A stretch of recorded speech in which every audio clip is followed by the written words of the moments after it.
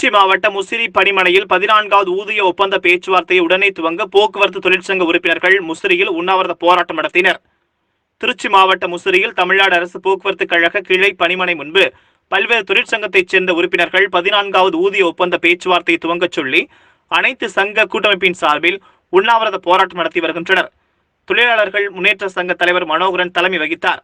சுப்பிரமணியன், அன்பழகன் முன்னிலை வகித்தனர்.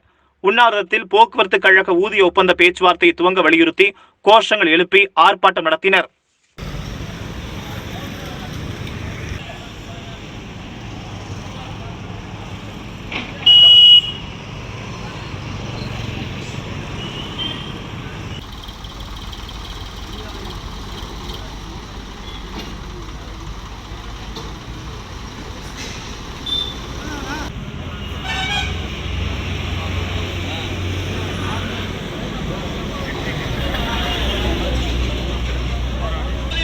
பேசிட்டே